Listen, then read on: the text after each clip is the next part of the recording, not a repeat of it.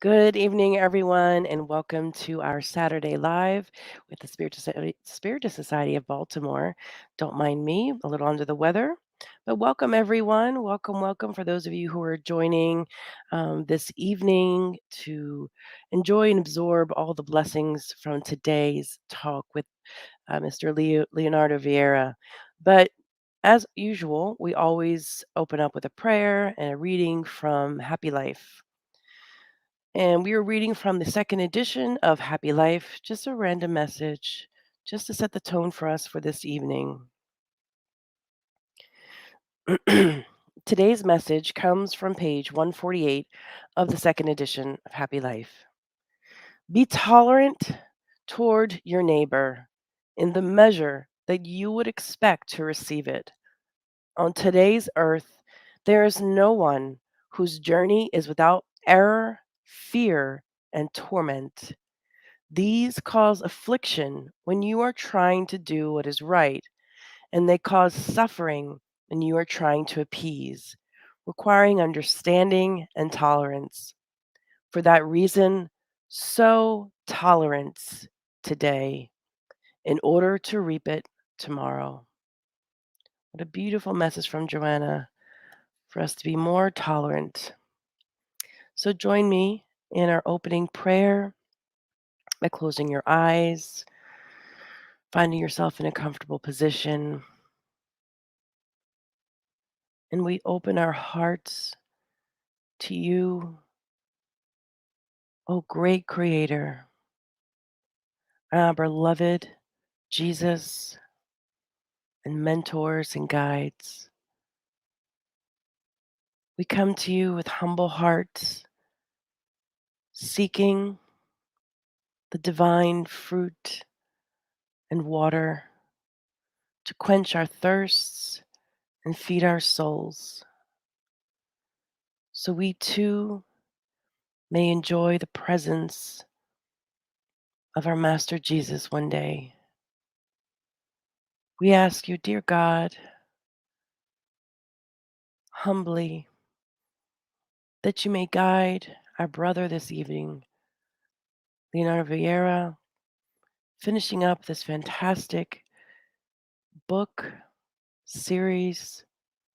May he be inspired by the great minds in the spirit world, from the great minds that helped put this book together, Manuel P. De Miranda, and all of the noble spirits and guides, so that each person that hears this message this evening might find inner peace,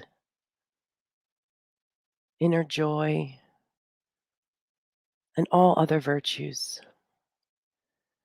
In the name of our great and mighty Jesus, Governor of our planet, we thank you, and so be it.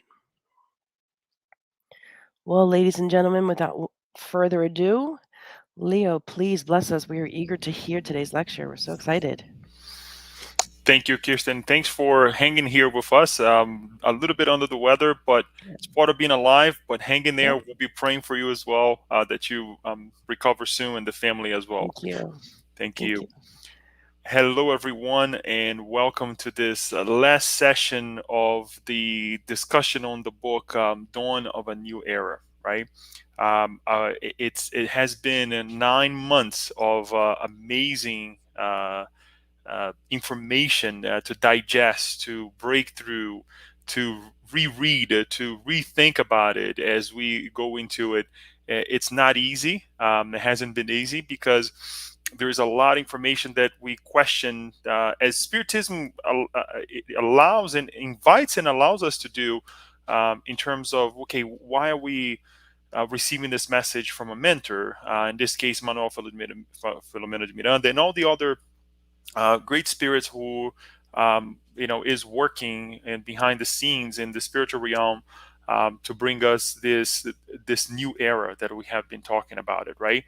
I would like to go over a couple of things before we even start today, because funny enough, last year when we are we were covering the planetary transition book, which is a book that precedes the dawn of a new era.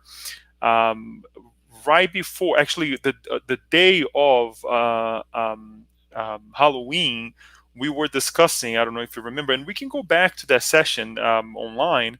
I don't know if you remember, but we were discussing the idea or the plot that Rabbi Ben Sadok, which was one of the individuals who, the spirits who were rescued in this book, Dawn of a New Era, was plotting this. He plotted this visit to the Spiritist Center to have a conversation with the high spirits. In this case, the high spirits responsible for the Spiritist Center, where he was obsessing, and all, not only him but his team as well. And today, a day before Halloween as well, we're finalizing this book with 3 chapters, right? So it's just, kind of date, it's a little bit funny. Nothing really has to do with Thanksgiving, but it's just that, we have been, kind of to show as well the trajectory as well that we went through in terms of presenting these chapters. A lot of reading, yes, because I'm not an expert on it, and I have to bring the full context. Today is going to be a little bit different because we're covering 3 chapters, as you can see: chapter 16, 17, and 18. Not 19. Sorry about that. There, but it's just we had to consolidate as much as possible, and not only because we're covering 3 chapters, but I want to hear from you. Throughout the whole presentation, I'll be asking you to do a couple things. If you remember anything that stood out to you throughout the series of presentation on the book Dawn of a New Era that you would like to hear more, please let us know. What we are planning to do is that next month we're going to do just a cover the whole book, not like everything, but the most exciting things, the teachings of the book, what this book brings about to us here, and how it enhances our life here on planet Earth. So I'd like to hear from you throughout the presentation. What would you like to hear more about it? What would you like to discuss? Is there any idea that's struck you the most, or it really kind of stood out for you? So that's one of the things. And if you do have that in mind, please let us know now, so we can discuss a little bit. But the idea is to present this in the future as well. So with no further ado, if let me see if I'm forgetting anything. No, I'm not. I think I covered the beginning here as much as I could here. The session 9, we start with chapter 16, right? As you can see, we have covered all 15 chapters to include the introduction as well. And 16 is amid the great planetary transition, 17 final activities, and then 18 final endeavors and goodbyes. It's beautiful to highlight here that towards the end, the very end, there is work to be done. And one of the things that I wanted to say as well is not by chance that Kirsten read this message about tolerance. We didn't, it was, she opened the book randomly, but it's interesting enough that I want to make this highlight where if there's one thing that we can take with us, throughout the whole book, as well as towards the end now, is this idea of tolerance. It's not a let's say passive tolerance. It's a very active tolerance in which we're, these high order spirits. I mean, the mentors. I like to call him a mentor as well, Manuel P. de Miranda, even though he's not compared, to other spirit as high as the one that is taking care of the work, Bezerra de Menezes, Dr. Bezerra de Menezes. But he is someone who actually worked on the other side, and he brought us through the hands of the medium Divaldo Franco these teachings. So let us call him a mentor as well. It's okay. The title that we give it's really it doesn't really matter. But I think for someone who brings such a order of information for us, he can be considered a mentor too. So these individuals, these spirits, they are so tolerant. but they're in the again this they're vibrating in this active tolerance that is always rescuing, is always extending a hand. And I think the one other beautiful thing as well to highlight is that their tolerance does not expect anything back from them, does not expect anything back from those whom they're helping, in terms of understanding, in terms of even corresponding to the teachings, right? So there's a lot to learn from that, and I'm glad that Joanna DeAngeli brought this page to us, talking about tolerance and how we need to project ourselves, because whatever we do now, it's going to impact us in the future, right? We've been talking about this quite a bit, how our lives, so how today is impacting, already impacting, our future. So to start with this chapter, amid the great planetary transitions, um, I like to bring a state of the of the planet Earth right now, as the as Bezerra de Menezes brings to us. They find themselves in this, let's say, in a really nice area, where they're just together talking, and then he starts narrating the situation of the planets. I'm going to bring some highlights here to you. It's not going to be the whole thing.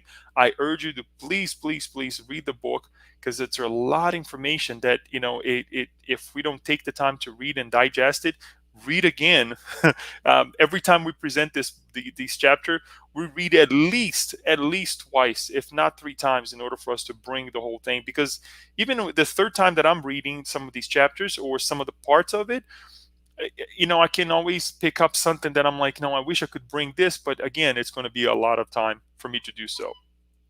So Manuel de Miranda says the following: in this orchestrated environment of blessings in the outdoors, because they were outside, Dr. Bezerra took in the busy human landscape with a sweet look of tenderness and compassion, considering.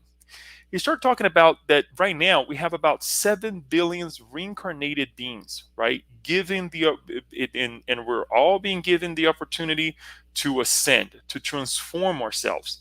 Notwithstanding, it's important also to say that as we transform ourselves, what we're doing, we're transforming the environment as well.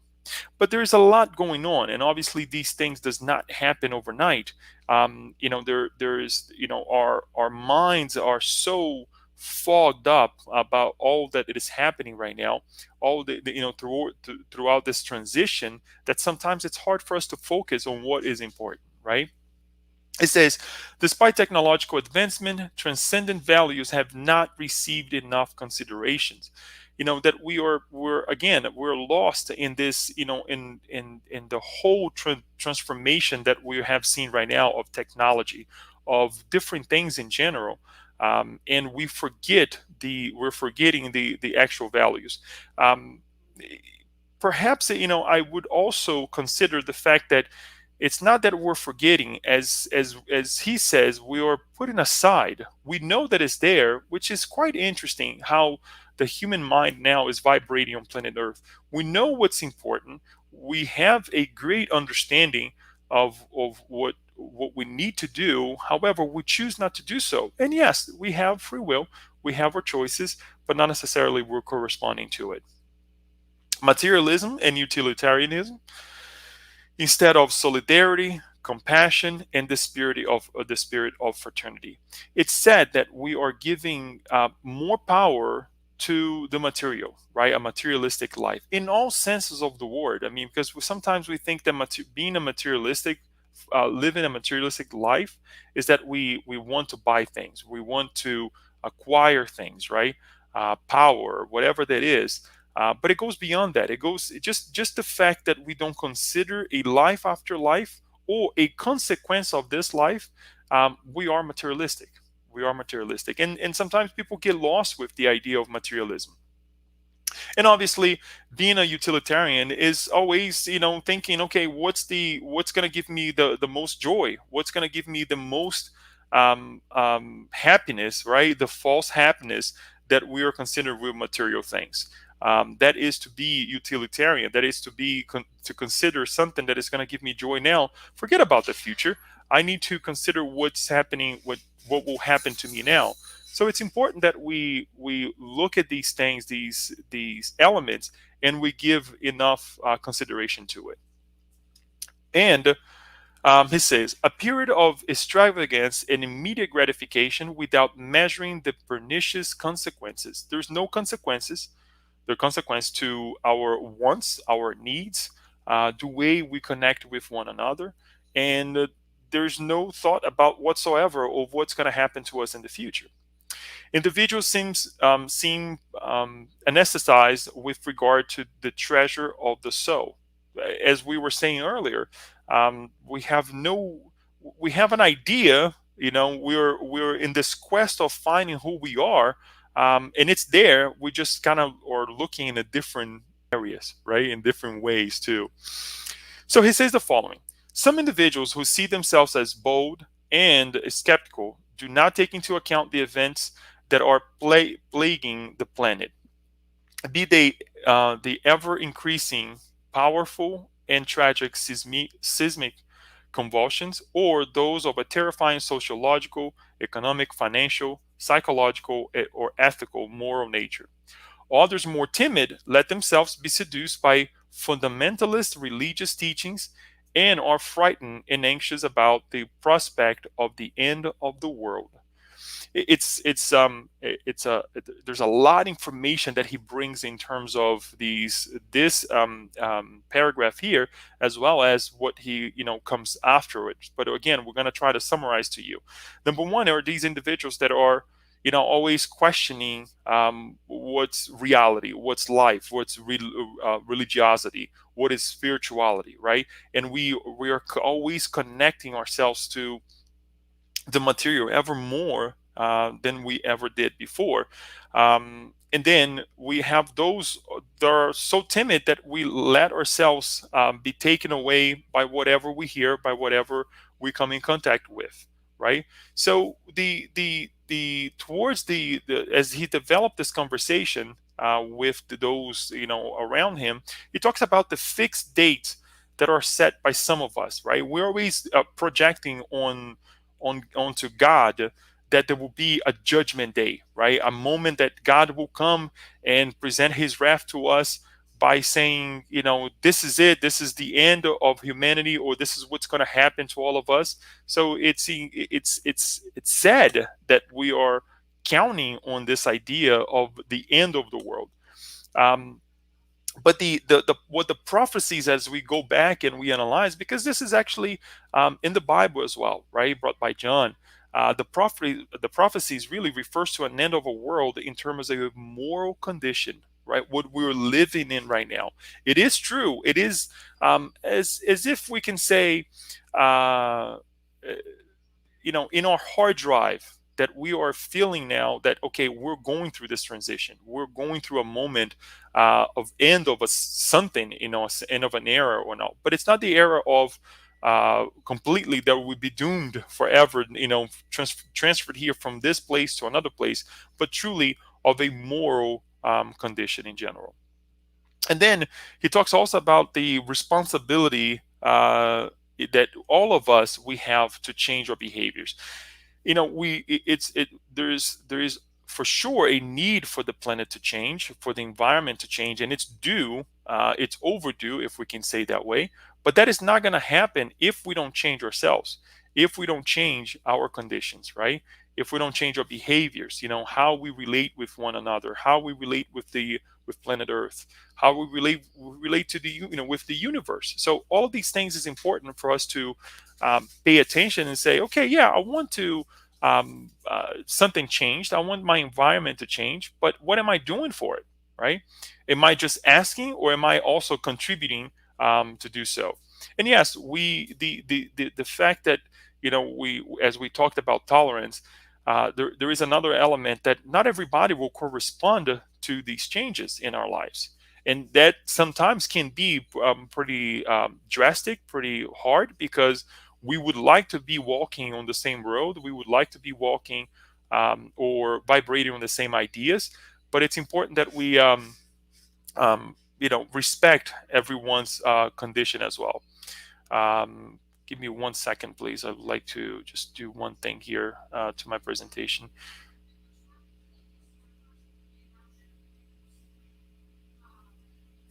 So, given continuation, folks, think about that. Let's see. As humans comes to term with the transience of physical life, the planet's psychosphere will be very different because the thoughts that are emitted will alter current vibrational bands, which will in turn contribute to the harmony of all, as well as the use of the time available in joyful preparation for facing the change that will take place for many through this carnation, taking them to another arena of reality. So we need to change. We need to kickstart within ourselves, and this change. And by doing so, we will be able to connect with higher minds that are already vibrating in this sense, and those who are actually, as we have learned, and we're going to talk a little bit more about them today, coming from Alcyon to help us, right, to transition into this new planet. They're actually beautiful things that we're going to bring here pretty soon. That it really it strike me. It's just amazing how these minds from other planets are so advanced that they need to adjust themselves. But more on that later on. So the choice is ours, because also if we're not corresponding to this, let's say, new transition, or this transition to this new environment, guess what? We will be called to work in different arenas, as he's saying here. It's not that we're not advanced. It's not that we have not morally evolved. Um, but the issue is that now there is no compatibility in terms of us and this planet here. And what happens is we're giving, and I'm jumping ahead of myself here, but it's always good to repeat ourselves if we need to. But we will be given the opportunity to utilize the more advanced, the technological advancements that we already have, the understandings that we already have in other arenas, in other planets that are not so evolved as like ours right now. We went through this already, but in the other way, right? Some of us, we were, as Dr. Bezerra de Menezes, he was one of the individuals from Capella, from the constellation of Capella, where he was in a planet that was going through the same transition as planet Earth is going through right now. But back then, he was just rebellious, just as we were, and he was not, corresponding to the transition of that planet, and he opted out, even though he transcended as his last reincarnation, and we know this by the accounts that are given to us that we learn through Spiritism. Even though he was able to evolve much to a point where he would be able to go to a higher sphere, he chose to stay with us until all of us have reached this condition of evolvement. No wonder he's doing such a work right now in the spirit realm to help us all. He continues by saying, all of us, whether discarnate or incarnate, have been entrusted with the planetary transition to a better world. And that is why all of us must also commit ourselves to our own inner moral transformation, enveloping ourselves in light so that no darkness can trouble us or lead us to hinder the march of evolution, right? As we were saying before. Indeed, due to the primitivism, the spirits still holding on the degrading passions will attune to different vibratory waves characteristic of lower order worlds to which they will transfer because of such attunement. And again, this is not to say that this is a punishment, if you will, but it's actually an opportunity for us to help a not so well elevated sphere or planet. Spirit communications through mediumship represent a valuable contribution to corporeal travelers by showing them immortality, divine justice, the mechanism for getting the most out. Oh, excuse me, press the wrong button here. Out of the most out of the reincarnation experience, and the immense significance of every moment in life. One of the things that is always reminded about us about in this book, in several of these chapters, is how much we allow ourselves not to learn through goodness, and we enjoy, to a certain extent. I'm not saying that the Mazak is the way. We fall in, well, let me correct this. We fall prey of darkness and despair in order for us to learn, right? So it's like, okay, if you're not learning through the good deeds, through the actual day-to-day suffering of Earth, because this is not a planet of happiness.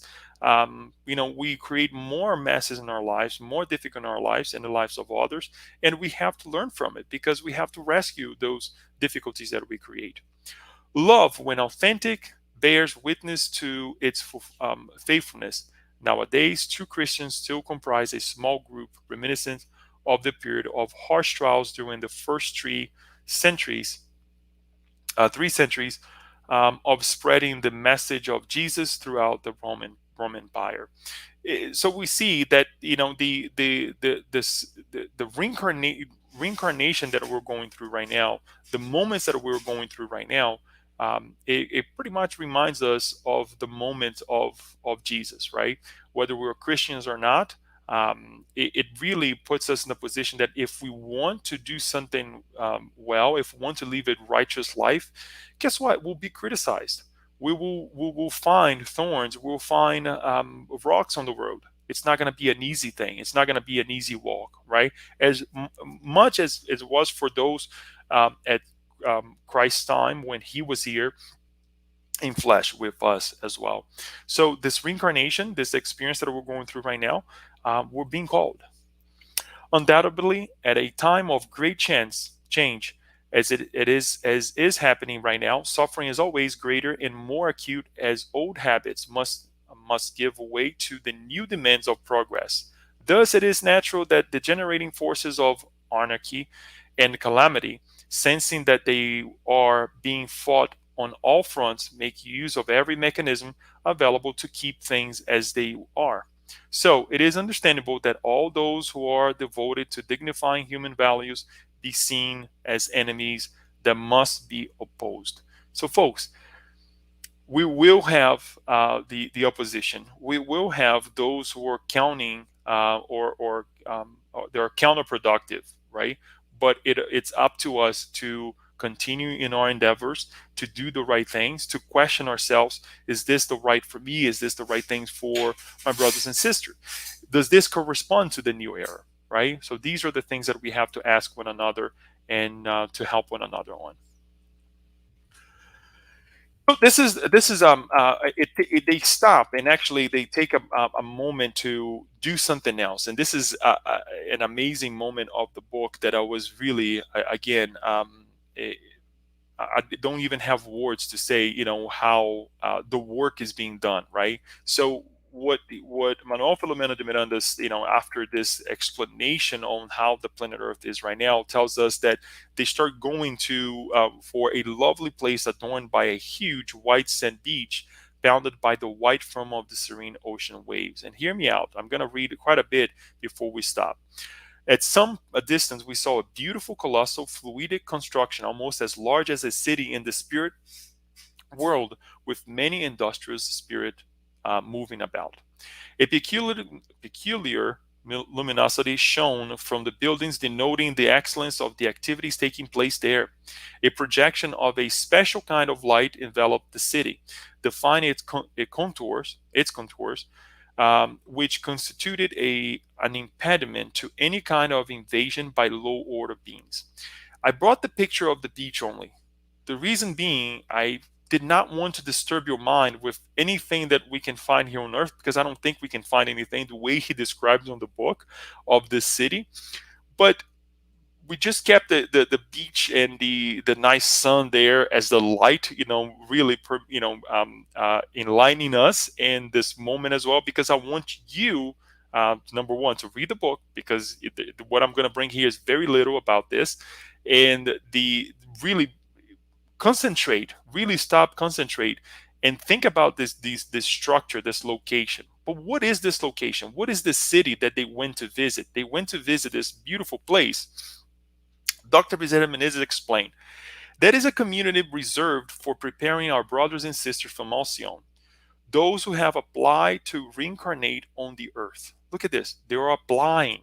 They are, sometimes we think, oh my goodness, I want to be an evolved spirit. I want to be an evolved mind. Guess what? We don't stop working. And sometimes the work is hard work. This is really hard work. If you're in a really elevated condition and you have to come down, it's it's as harder as Manuel Filomeno Miranda explains, or actually, I'm sorry, Dr. Bezerra Menezes explains that of someone who is striving to become at a higher level. And he continues by saying, by general choice, it is called Sanctuary of Hope because it is from some of these communities that the builders of the new era have departed from commitments on our lovely planet, whereas our other missionaries returning from the past will come directly from their realms of light to immerse themselves in the physical world. So it's a double take thing here. Not only these are, let's say, a city to gather all those individuals coming from Alcyon, but also those higher minds who were here with us already, and they have ascended so much that they now are in higher spheres, and they're coming back to aid us again. Look how much work, guys. Look how much the determination, right? Because they're applying for this. They want. It's like I want this job, right? And it's quite hard to think that we want to go back. We want to see despair, difficulties, the things that we're seeing now on planet Earth when you're coming from a well elevated location. So, what is the reason for this location? Number one, perispiritual adjustment, adaptation. It is said by Dr. Bezerra de Menezes that a spirit, when it reaches a higher, and we can go back to, with this in the Gospel according to Spiritism, and we can also study a little bit more about it in the Genesis as well, along with the Spirit's book about the perispirit. But it is said that the perispirit diminishes as we evolve because the actual mind, the spirit, starts taking a lot of the capabilities that we now in our condition utilize through the perispirit. Me, Leo, the spirit, have a perispirit in order to connect with the physical body. So these minds, what these spirits from Alcyon, what they're doing, they're going through this perispiritual adaptation. Much like if you're going, and this is an example that he uses too, if you're going to dive in the ocean or in the water, what do we need to do? We need to go ahead and have a certain type of equipment, air, everything else that we need, all the equipments that we need, to come and to go and dive and be in the water for a specific period of time. And there were also special procedures that were happening at the location for this adaptation, right? There were chambers that they were going to, and they were connecting with the environment, so that when they reincarnate, they're prepared to deal with it and not be alarmed or not be surprised, which I don't think these minds would be surprised because they're well elevated, but they would be able to, by doing this, they would be able to in fact be as effective as possible. And then he also connects with the idea of how Jesus had to do the same thing to reincarnate on planet Earth, right? To come and be with us 2,000 years ago physically, he would have to go much more than these individuals, because Jesus was a pure spirit, is a pure spirit, then was a pure spirit then, and is a pure spirit still. In comparison to these spirits from Alcyon who were well elevated spirits, they're not Jesus like spirits in terms of more evolvement, but they're way more evolved than we are, right? And they're doing this internship here with us right now to show us how we are to ascend, right? But there is more. Listen to this: large buildings, but not too tall. And now he's giving a little bit of information about the structure. Large buildings, but not too tall, were everywhere, charming the entire urban landscape with the original forms, adorned with gardens, planted with trees unknown to me.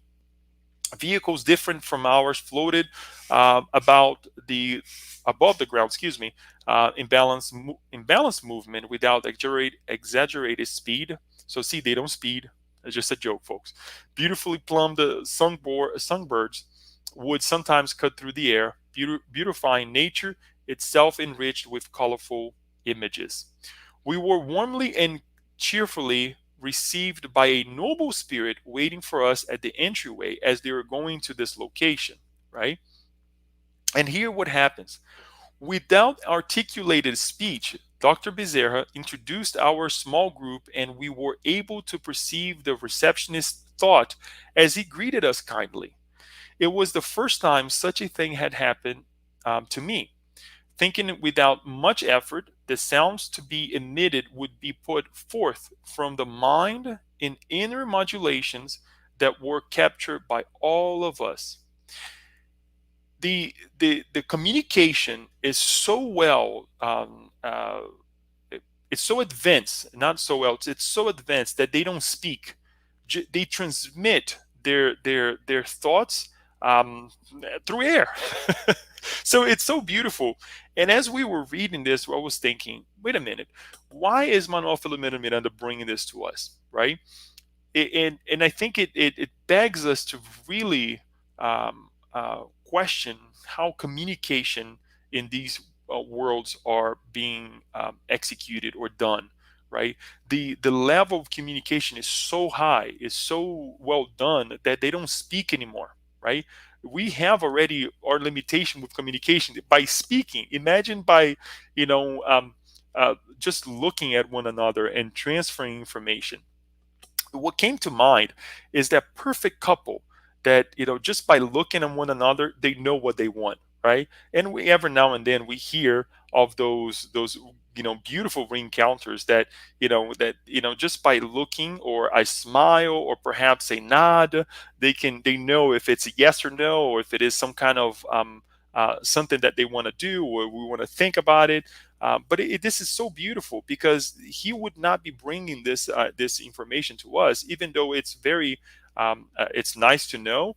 But we really have to ask ourselves, why is Manuel Filomeno de Miranda bringing this to us, where a communication is so well developed? Yeah, we could just foresee ourselves. Oh, the planet regeneration, we're not going to speak anymore. We're just going to go ahead and look at one another. We know what's going to happen. But before we get there, we have to work.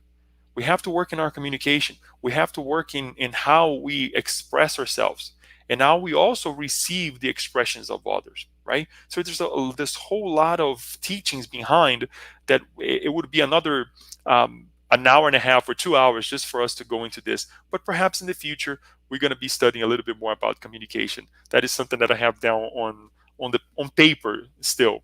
But they were led into another room where they observed a large number of spirits in deep concentration under a powerful jet of luminous energy. In that state, concentration on the objectives that had brought them to the earth. They developed features of paraspiritual expandability, their perispirit having been almost entirely observed by the spirit, as we were saying earlier, in order to be able to shape the necessities typical of the corporeal vehicle they would be using their incarnational mission. So there you go.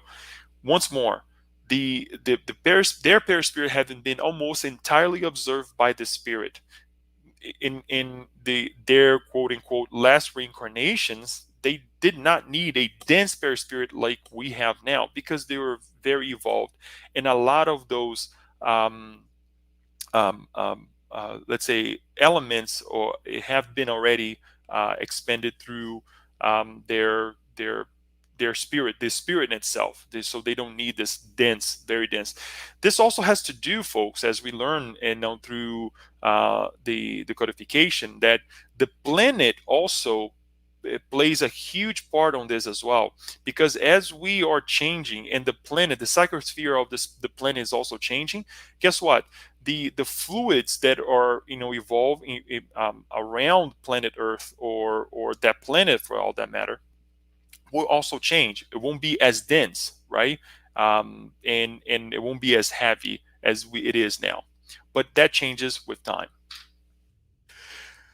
This is when we move on to chapter 17. As I was saying earlier, I want to make sure that you please, state your question, state, what you would like to hear more as we do a wrap up next month of the whole book. There will still have time here. Got to run a little bit because we have about 20 some minutes in order for us to cover two chapters, but please do so.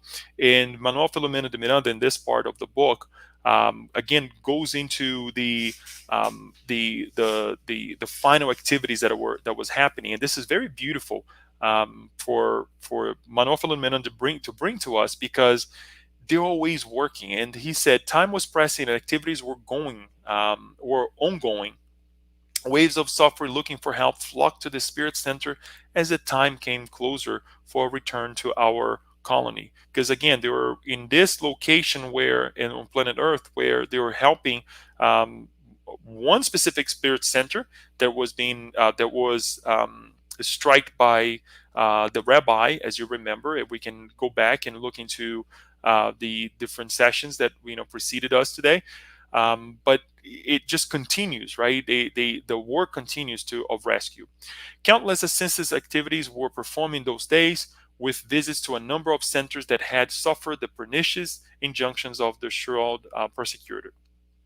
Some of them were still feeling the thorns of suffering and tribulation, which would certainly demand a period of afflictive experiences before they could recover. What came to mind with this is like the aftershocks, right? When we have a hurricane or something, when we have an earthquake, not a hurricane, excuse me, an earthquake, the aftershocks of an earthquake, it doesn't settle right away, right? Whenever something happens or we do something, it creates these ripple effects, right? Not only for ourselves, but for others as well who are next to us. So before we act, we got to think about this that, okay, oh, things will get better. Well, wait a minute. If I do this, it will get better for sure. We will ascend, we will evolve, but it will take time. It will take effort. It will take energy, not only from my side, but those around me who were also affected. So it really begs us to think about the recovery process, right? That we could do right at the first time. Not that we're perfect, but to really think, you know what, this is going to take a long time to fix it if I don't do the right things right now. But just a food for thought here. When one does not listen to or follow the guidelines of life, suffering of love, excuse me, suffering steps in as the grandmaster that corrects and guides, polishing the diamond in the rough into a blazing star. And even if this process takes a very long time, it winds up producing the beneficial results that everyone desires. Here we go. We have said this earlier before, and if we don't learn through love, suffering steps in, and that's how we evolve. And then he highlights that Anacleto, that worker of the Spiritist Center, who was sort of suffering some of the consequences of the obsession by some of the individuals that he connect with. After his wife passed away, he started engaging to some things that are kind of obscure, to say the least. But he said that no one is exempt from the wicked assaults, right? That we can suffer because we're on planet Earth. The bombardment of those spirits who do not want to see this new era to come about, they will be connecting with us to test us. And it's not that God will say, okay, I'm going to leave Leo to deal with it. No, because it's planet Earth. We're here for trials and expiation. We're here to be tested and to say, this is really what I want, right? And to stay connected with the idea. It doesn't have to be Spiritism, folks. It can be anything that you put your mind into it to do well, to help yourself, to help others as well, right?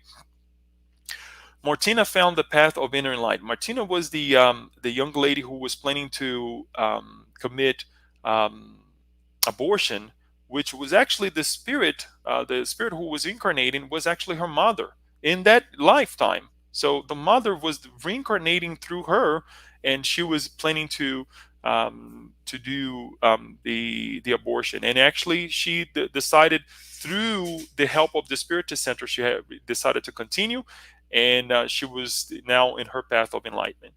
The work of the spirits from Alcyone were on schedule as well, and he actually reminds us, well, that the much needed, as we saw the post, the location where they're transitioning from Alcyone to reincarnate. Everything is on schedule, everything is going well. There's still a lot to fix, but everything is going to schedule. Then something really interesting happens.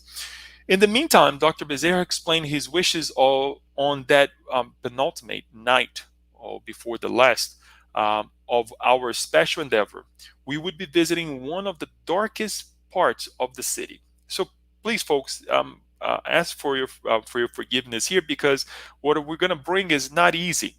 Much like we have cities of light on planet Earth, we have these the city of, let's say, of darkness on planet Earth. And in um, Manuel de Miranda actually kind of compares in some of his comments of, the true hell, right? And it's right here on planet Earth, right? But the guidelines by Dr. Bezerra de Menezes in terms of tolerance that we talked at the beginning, in terms of working for Christ, is so instilled in his heart that he wants to visit one of these locations. And where is this place? Let's continue reading. The earth, he explained, is experiencing a period of drug addiction, evoking a symbolic figure of one of the four horsemen of John's apocalypse. Since children and young people are the most affected, defenseless victims, although the epidemic has reached all ages, all age levels, and social groups, right? Our hearts are broken by the deplorable situation of addicts that have let themselves be addicted by a moral disease that destroy them in a perverse and ongoing way. We have visited these unhappy places where the borders of the spirit world intermix with those of the material worlds in a nefarious exchange of exhaustion and madness. Thus, I would like us to visit the local so called crackland. Such places have been carved out in the hearts of the big cities and are well known by authorities and other persons who are powerless to eradicate them. Veritable punitive regions of the earth, the, they are redoubts of misery and perversion, demonstrating the inferiority of our beloved planet and the superlative sufferings of the spirit that seek them out. This is just him explaining what's happening on planet Earth, and why we bring this here. It's not to bring um, you know, our condition that we are now talking about, the new era, down. But this is a reality. We need to eradicate this in order for us to truly transition to the new era. So it's important for us to analyze this. The rescue is important. If we cannot go there because it's dangerous, I would not tell anybody to go to these locations and do the work that they're doing here, but at least pray for them, right? And he says, I'll go back. I wanted to make sure that I want to remember this. But towards the end of the help that they were actually providing, they say themselves, that at that point there's not much they could do to change the environment. So they start radiating this intercessory prayer for them. So let's go to the location. This is actually the spirits that are on the location right now. He kind of describes how dark it is, the things are happening. We have seen this on TV. We have in the major cities of our planets, we have these issues. It's not only in Brazil, it's not only in the US, it's all over the world that this pandemic is happening, epidemic is happening. So it's important that we really pay attention and we vibrate for them, right? Because these problems they're not created yesterday. These addictions are long ago. They started long ago, and we're gonna see how. Fierce looking incarnate traffickers and animal like entities, unrecognizable as the discarnate human beings they actually were, mingled together in a terrible fight over territory, while nearby young men and women offered themselves to the market of the vilest prostitution in order to get money for their destructive addiction. Most terrifying was the spiritual landscape in morbific emanations by the discarnates coupled to the perispirit of those who had become their victims, their energies usurped by the fumes from the outrageous drug. Ever since the area had been geared to the destruction of lives, it had become a hellish sight with the pathological characteristics of other places in the spirit world outside of the earth, veritable hells where miserable beings suffered hardships resulting from their past wretched behavior. So you see that it goes beyond of what the eyes can see, because the connection, as much as the connection can happen, when we pray, we connect with higher minds, we connect with our mentors, but that when we are doing these things, right, we connect with them as well. There is this automatically connection with these minds. So it's important that we are praying, that if we're visualizing a better world, that we also send our vibrations to these locations. It's not going to be easy, folks. It's definitely not going to be easy, but I urge you to pray. I urge you to go to the locations. And I know it's hard. Quite often we say at the SSB, please, especially after the treatment, if you have participated in a treatment, not only at the SSB, but I'm quite sure at other spiritist centers as well, that after the treatment we say what? Don't turn on the TV. Don't watch the movie here, movie there. And if we do so, because sometimes we have to connect, guess what, we will come across this very easily. We'll come across on how the crime rate is right now in Baltimore, in Chicago, in this or that, San Francisco, right, all the suffering.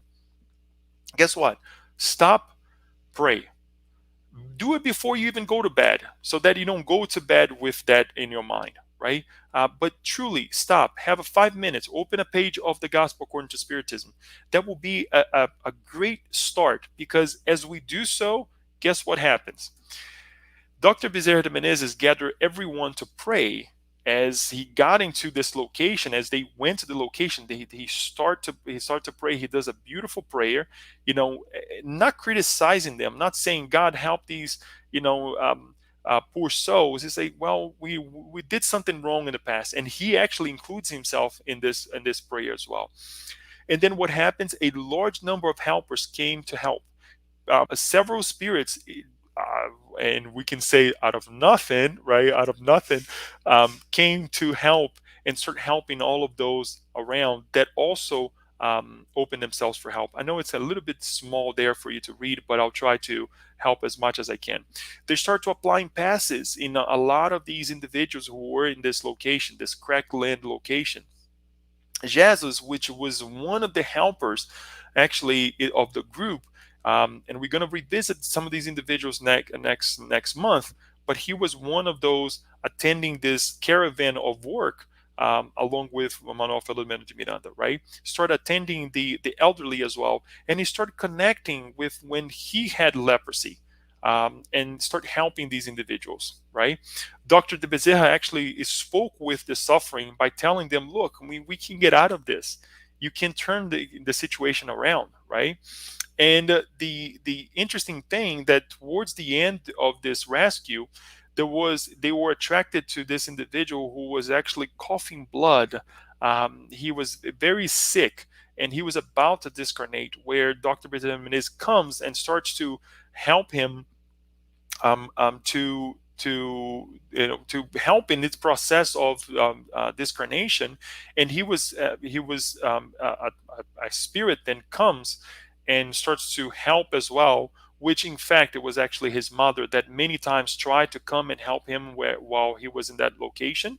And she couldn't get to him, and she couldn't help him because he was not attuned, right? So during that moment of discarnation, then she started to take care of him a little bit more, because he was in a deplorable situation where crack had actually take every little bit of energy and life of his body. So folks, it's I know it's a drastic moment, especially when we're coming from the end of the other chapter, talking about a city of light. But this is the light that these spirits are trying to bring, to shed their light upon, right? And I think it really, it's compelling, uh, uh, uh, these spirits asking us to do something about it, right? But I go beyond that. We have to pray. We have to offer whatever we have, in terms of even physical, um, help, right? Money, whatever, clothing. Now that we go through these places and we see these people on the street, they may need, since it's getting cold, something to wear, right? Sometimes we have done in the Spirit Society of Baltimore drives to help with individuals, not directly in these locations, but it ends up being beneficial to them as well. But the challenge that I would like to propose out there is that when we connect with very subtle things, oh, today I'm going to drink. Tomorrow, I'm going to go out and just not really do anything important, or I'm just going to binge today and watch a bunch of movies. I'm just going to do things that are not really productive, right? Think again and try not to do it. I'm not going to say don't do it, because I'm also imperfect. I can't ask you to do anything that I cannot do. But what I'm trying to say is that these very have addictions start with something small. It starts with sugar, right? It starts with not sleeping well, right? And then we have to take a lot of drugs in order for us to sleep. If you have a headache, instead of reaching out to the bottle of whatever you take to kill your headache, think about sleeping or meditating or praying, right? Doing the things that you're doing less that probably cause that headache. So rethink your life before you get to these drastic situations of our lives, right? Praying is important, but remember what Mr. Jimenez said. We have to change ourselves.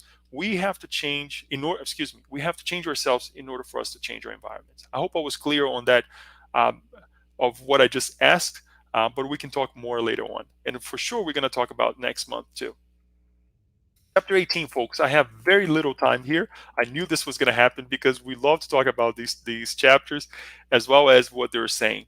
But as I was saying before, please write down your questions. Please write down what you would like to discuss next month, as we're going to do a wrap up of the book as well, so we can take some notes as well.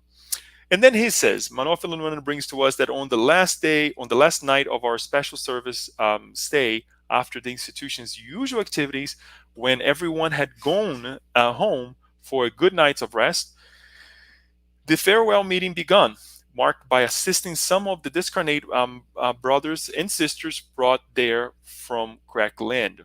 Highlight here. So, what happened? They went to the Crackland. They went to the dark place, and they just left everybody behind. No, some of them came with them. What happens with us when we pray for them? Guess what? We attract them. Don't be alarmed. Don't be afraid, because if our intention is good, especially mediums, if our intention is good and we continue with Jesus and we continue with the work as it was mentioned here, and we can connect with them mind to mind, and we send the good vibrations, yes, we're going to feel a little discomfort. Quite often, we talk about this in the mediumistic meeting. For those who are mediums, for those who participate in mediumistic meetings, the day of the mediumistic meeting is a very difficult day. And we are given the ability to help the spirits who are in need of help. And we feel the anxiety, right? We feel the difficulties. Again, not to scare anyone, but this is what we're being called to do through our minds, through our hearts, to help and serve in the name of Jesus. The medium Celestina and Marcos, the psychotherapist to the psychotherapist to the discarnate Marcelo, plus excuse me, the discarnate psychotherapist Marcelo, plus a few of the center's co-workers were brought with Hermano's help to the mediumistic room in partial disengagement through sleep, so that they could attend to some of the brothers and sisters in need of spiritual help. So even though they were during sleep, they were being called, they were brought to the spirit center to continue work. And we saw this here, and we explained this here, that happens as they were sleeping. As we were sleeping, we were called into locations to learn, to help, and to do something, more of our lives than just rest the physical body. The physical body is resting, but we continue to work. So they were helping individuals that were in the crack land, as they mentioned here. And there was another compelling case as they were trying to help some of the individuals, some of the spirits that were brought with them. And the case is of involved Viviane and her husband Michel, former husband, that is, a villain, Antoinette Duval, and the sister of Michelle as well, Giselle. I will try to paraphrase here. I'll try to explain what happened, but once more I urge you to please go and read because it's a beautiful story. What happened was that Michel was brought as a spirit. He was discarnated to the Spiritist Center to receive help, and he was actually obsessing Vivienne, who was actually who is incarnated, and she was in the Crackland location. She was one of the individuals who was there, addicted to crack and utilizing drugs and doing the things that obviously it happens at a location, and they were brought together to be helped. He was accusing her of killing him, and guess when? During the First World War. Look at this. I'll say this again. Yes, the obsession was as long as um, the obsession was actually it started. Well, it didn't say. I shouldn't say that started of a case or developed of a situation that happened during the First World War, not the second, but the first. What happened? He was accusing her that she killed him. Excuse me. He was accusing her that she killed him during that time. But then she asked for forgiveness as she's brought to the location. This is the first time that they actually get to see one another. They come and they start talking with one another. They have that shock because number one, he didn't want to let her speak, and then she's given the ability to speak, and she explains that she didn't do anything, right? The villain Antony the Val was actually the one who killed him. What happened was Michelle actually encountered this or developed this friendship with this Antoinette de Val, where over time he's starting to seduce Michelle. I'm sorry, not Michelle, Vivienne, and then she tried to speak with him. She tried to speak with Michelle. He didn't want to hear it. She continued to be involved with Antoinette as well. She did not want to take matters as it happened, but what happened was Antoinette Duval, since he was not married at the time and France was actually getting involved in the war, he was called to the war, right? And before he went to the war, Michel, as his friend, threw a party for him, a farewell party for him. And what happened was Antoinette Duval got both of them drunk and killed Michel. But Michel, obviously, after he discarnates, he was thinking that was Vivienne who discarnated, who killed him, right? And the thing got so drastic that obviously he went to war. Unfortunately, he passed during the war, in doing attacks and whatnot. And he didn't even get to utilize the money that he took. He took everything that they had in the house since they were passed out, right? Well, Michelle was actually killed. He took everything with him, all their money and everything, and then he just disappeared. He went to war, but he unfortunately died in the war. Um, so this whole thing is happening, and they're trying to help one another. What happened to Vivienne? Why was she in the crackland? Her mind got so disturbed of what happened, not only to Michelle, but her condition with her involvement with Antoinette as well, that she started to use drugs then. Back then, during the first the First World War, and she started getting engaging this addiction with the drugs of the time. He even mentions of the drug. I didn't bring that, but my highlight here of this whole thing is that now she's in the ideal of being addicted to a drug because she allowed herself. I know the situation was pretty drastic that she was involved with, but she allowed herself to be involved with drugs then, and that's why she carried over this same idea now that she's being perturbed as Michelle found her, from the spirit realm, connecting with her, and she connected with him as well, and they started obsessing. Come to close the story, the Manuel Filomena de Miranda, Bezerra de Menezes. They try to help. They help them, and Giselle, the sister of Michel, then comes and start to help him. And he actually esteemed his sister very well. He says, "You're the only one who brought us comfort, right? You're the angel of our lives." And then Michel is told that now he's going to reincarnate in France as the son of Antoinette Duval, who is now the owner of the lands that they lost because they had to sell everything. And he's going to be the owner again of that location. Look at this, folks.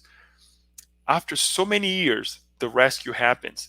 But look how much energy, how much time this took for this to be, for the rescue to happen, for their mind to be in a position where they can accept the rescue, right? Because one can ask, why didn't this happen before? There's a lot that needs to happen in order for this rescue to take place, right? So this is another compelling case again that we bring, that Manuel Filomena de Miranda brings to us, to really tell us, look, it takes time, right? And we have to work until the last minute. To close this up, I know it's a lot of information that we're throwing at you out there. To close this up, after the rescue, Bezerra de Menezes starts to praying again. And what happens? Not only no other than our Poveredo, as they call Saint Francis of Assisi, appears, comes down, and says this beautiful prayer. That we're gonna say this beautiful prayer, and we're gonna close with that, so we can go ahead and go into the questions and comments. Right? He says, "Divine Shepherd of terrestrial souls, out of your mercy and compassion, come into this abyss in order to rescue us from the cliffs we are holding on to before our final fall. Transform your cross of love into a bridge to lead us from the morass to the, excuse me, there it's a typo, to the saving plateau for our deliverance. Extend your crown of thorns transformed into powerful links in the safety chain to unite ours to your sublime existence. Widen your gaze over an earth in painful transition to reduce its widespread suffering, inviting those who weep to remember the supreme good, inspiring in them the yearning for peace and the blessedness that will soon take over the planet. Aid the guests from another dimension as they reincarnate for the endeavor of enlightening experience of the world so that they can inscribe on the earth's still dark landscape the indefinable light of hope and complete fraternity. Take our noblest thoughts and braid the wrath of wisdom that must grave our brow, helping us with all our mortal decisions. O Holy One, confer on us your blessings of love so that our path of briars may become a pathway of sublimation. And forgive us for our pettiness and poverty without anything to offer except our own being in service in your name.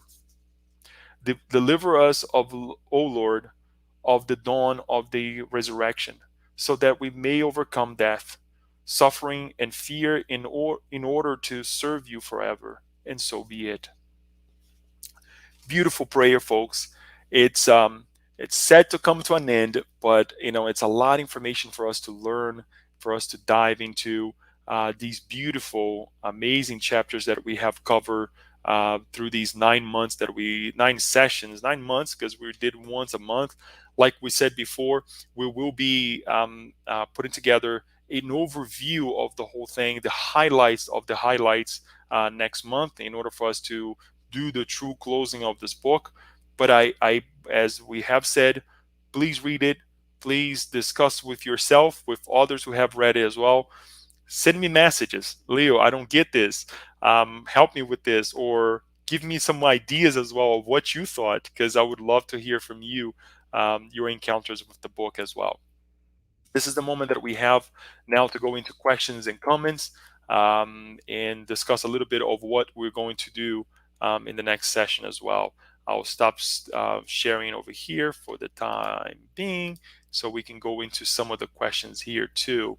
Um, and then we have several individuals here saying hello to us as well. We have our friend Bruce Ness from Portland, Oregon. Again, it's nice to, as we said before, Bruce, nice to see our brothers and sisters from the West Coast as well following us as well. Give me 1 second. Let me take this down here so I don't get myself confused. One moment. And then we have Bruce again saying, "Thank you so very much, so very very much, Leonardo. I'm almost blind in my right eye, so at 72 years old, I am extremely grateful for your reading and commenting on this wonderful book. You welcome, and thanks for sticking with us. And remember, this is a transitory thing, right? And I know it's easy for us to say that when we're not going through, but you know what we're going through the flesh right now." Is a way for us to learn, a way for us to ascend as well. Stay firm and connect with us whenever possible. So thank you. And then we can go into one of the questions here, maybe a comment by Yasko. While in the midst of success, great accomplishment in many areas, relationship, career, we don't see the need for transcendental connection. Why not enjoy it? Pain, suffering, that defeat, betrayal destructs us is always said the awakening punch. So, Yasko, if I'm not mistaken here, you're making more of a comment or than anything, right? Because you say, why not enjoy it? Um, look, I mean, since you're saying, relationship, and you're saying, the career, and the things that we're going through, it reminds me of a passage of a book of Joanna de Angelis. It's called The Moral Laws. I think that's what it is, the moral laws. That she actually comments on the moral laws in a very mundane way. But it's not to say that we have to live a foolish life, but to apply these moral laws in our lives. An example of it, for that we can bring here, is Jesus. One of the examples that Jesus brought to us to live on earth but not be part of the earth is the the wedding, right, that he participated. Guess what? He went and helped. What was the help for that moment, for the wedding? What was going to bring them joy, right? Is to multiply the drink that they needed, right? Some people get, in the speculation if that was alcohol or not. Let's put that aside. Let's think of what is in need right now to bring happiness, right? And we see this very seldom. Well, while we are on earth, yes, your career. If somebody comes to us and say, you know what, I got a promotion, we should be jumping with that person, because the effort that that individual put forth to receive that opportunity, or to get into that position, was tremendous. And if we think about it, that effort one day will be at a higher level in terms of now applying for a job to work for Jesus in a more effective way. We're thinking, you know what? If I go ahead and give this person, my pat in the back and a hug, whatever it is that I can give, even a gift to say congratulations, put this on your desk if it is a desk job or something, right? Give them a person a shirt or something that will remind them of this moment, that you were excited with them.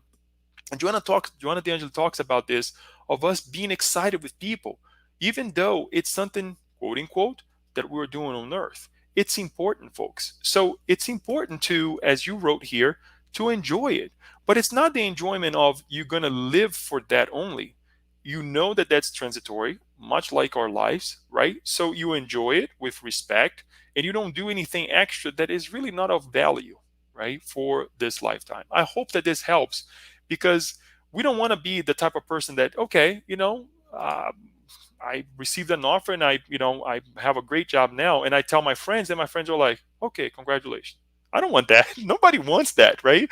When you go to school, and you get your degree, you want to invite everyone for your commencement. You want to make sure that you throw a party, to for the years of study, right?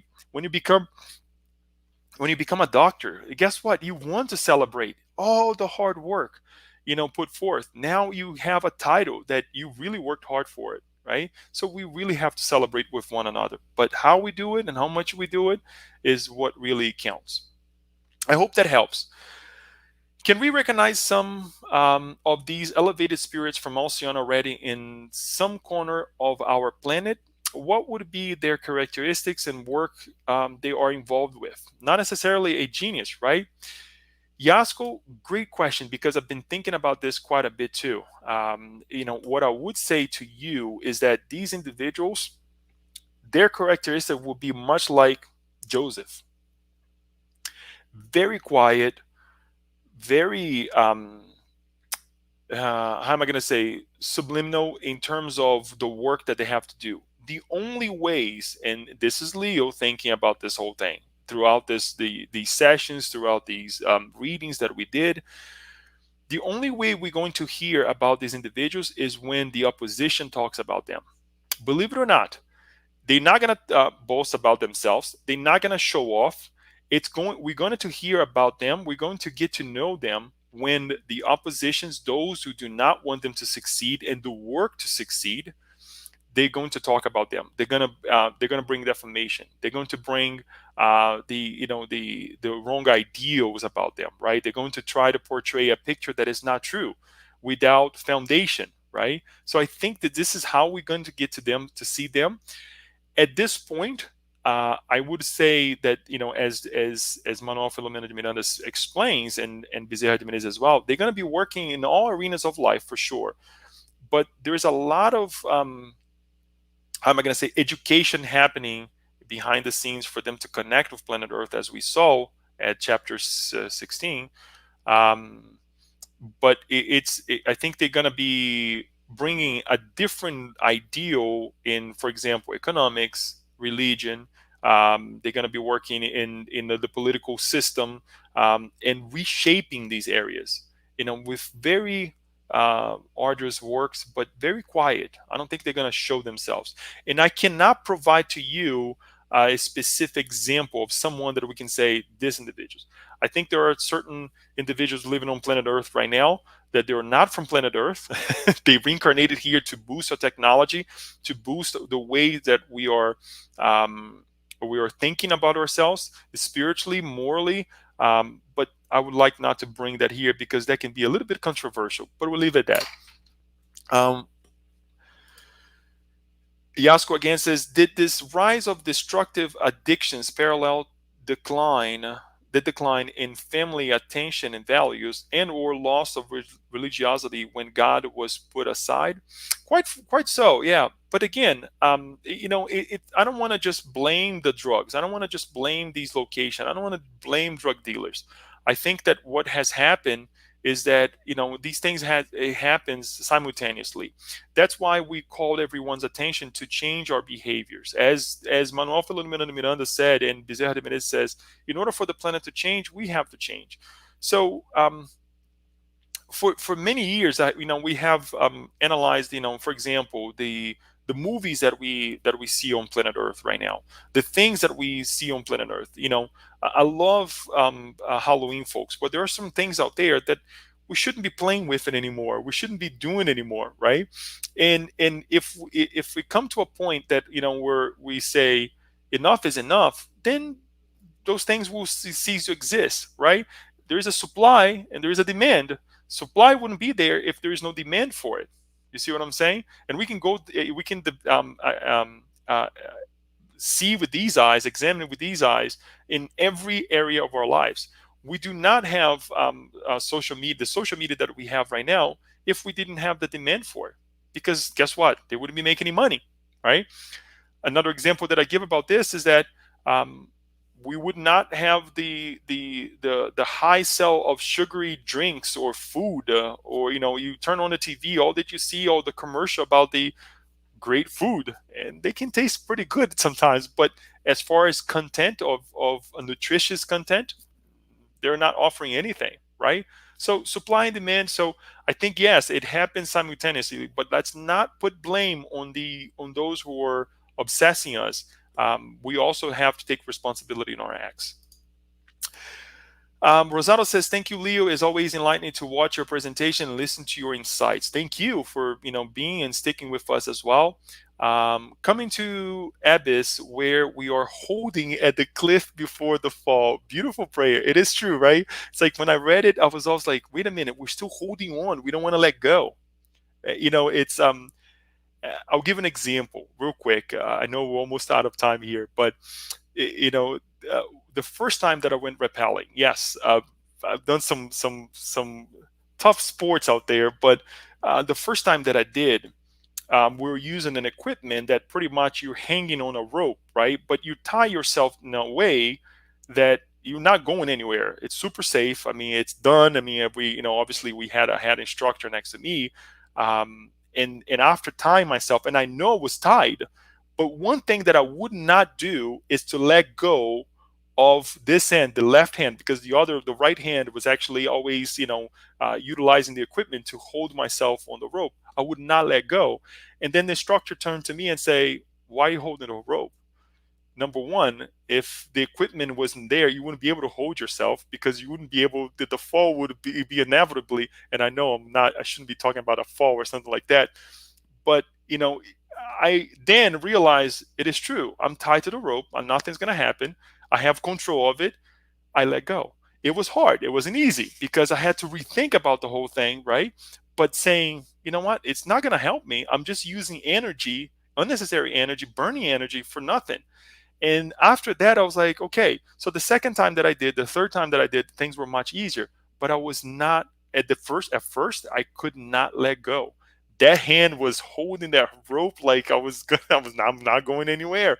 And when I read this, that came to mind that we are number one utilizing energy that is not necessarily we're just burning energy. Number two, we're not going anywhere. We're not ascending, and we're not really making our lives any better because we're just holding on to the madness. So thanks for that comment, and I hope that helps as well. Jesus reserved, says Paula, regular periods to pray and meditate, maintaining invaluable times of silence. Page 178. Why has there been less emphasis on silence? Thank you, Paula. Yes, like I said, unfortunately, we cannot bring everything, right? But that is true. That is actually on page 178. This is actually the part where Manuel P Miranda is explaining to us how Jesus had to diminish himself to, in terms of how great he was to incarnate or to get in connection with planet Earth, since he is a elevated and pure spirit. So this is the explanation that during his stay here with us, he had multiple times that he not only stopped and prayed, but also he called others to let's stop and pray. Let's have silence, right? So thank you for that, Paula. It is important for us. We're not there in his position, but in order for us to ascend and connect with higher minds, let us do like Jesus. Let us stop and pray. Let us be silent. Thank you, Paula, for the reminder. I loved it. What great love is what great love stimulates advanced beings to put on a human suit again. What great love stimulates advanced beings to put on a human suit again. That is true. I get it right now. To put the suit to come and dive into this difficult and very heavy, dense psychosphere. As suffering is part of the planet Earth, school is learning how to suffer with acceptance, and school is learning how to suffer with acceptance and peace of mind and responsible action. The lesson. So I believe you were asking how. Okay, as suffering is part of the planet Earth, school is learning how this to suffer with acceptance and peace of mind and responsible action. The lesson. uh, Paula, if I'm trying to understand what you're trying to say here, but one can only project ourselves. We can only project ourselves in the future as and I'm not trying to be pessimistic here, but I want to bring something, and forgive me if I saying something wrong here that you do not agree, not only you, Paula, but anybody. but we're in such a critical situation right now that there is so much going on, so many ideas, so many people thinking that they know quite a bit. And I include myself on this, and I have to stay away for certain, groups, certain comments, certain things in life that, we think that we know a lot because of social media right now. We read one paragraph, we think we know a lot, and then we engage in conversations that we have nothing to do with it, without any responsibility on the matter whatsoever. And we are attacking others. We're doing things that are so drastic, and I think that this will only come to pass through suffering, right? Um, the responsibility will come after we find ourselves in a tough situation that is say, you know what, now I have to fix this. It's like, dropping a cup of coffee, right? Guess what? Now you have to clean the floor. You know that that's something wrong that happened, even though it was an accident. Because you obviously not going to throw coffee on the floor purposefully, but it's something that you have to now to remediate, and it's going to take effort. It's going to take energy, right? If there are others around, they're going to be impacted about by it, right? So that can be applied in any situation of our lives. So I think that this will come with time, will come with a lot of work, and it's not something that we can impose on one another's. Um, Tolerance is the key word as we start our message today. Kirsten read for us from the Happy Life, the book Happy Life by Joanna De Angelis, and I think that well, I am certain that these spirits who have brought this work, along with the planetary transition as well, is showing us that tolerance will guide us. Not the passive tolerance, as we said before, but the tolerance that says, look, enough is enough, right? We need to change our behaviors here. We need to change the way we think, and reshape ourselves, and leave the things that we cannot change to God, because as we're going through this transition, inevitably they will be called to serve in other areas, right? But the time is here for us to change and accept that this is a moment for all of us. To finalize, Yasko says, in our school here, the major lessons would be acceptance, etc., without suffering. Very easy said than done, because we suffer, right? How long we suffer for is what is also counts. Daniel is, have talked with us about this as well, and it's always good for us to truly, bring acceptance to our hearts. We have one more, and I'll finalize with this. Yesterday, a cousin said she wanted to talk. She actually wanted to preach and kept reading the Bible. I felt very upset. I am surprised it bothers me so much, but I felt she was imposing. This is Katira here writing for us. Well, Katira, guess what? That may be the way that your friend, your cousin, have to express him or herself. So you can, if you were called, I would say with patience, with kindness, try to listen to. Obviously, you have limitations and you have to accept your limitations. Don't be upset, and try to help as much as possible. Try to offer a different perspective, try to offer a different view, right? And how this will impact their person's life, how it will impact yours is, the way we need to see it. I have come in contact with many people who does not believe in life after life. I have come in contact with people that believe that God will impose on us a moment of great suffering, and so things will change.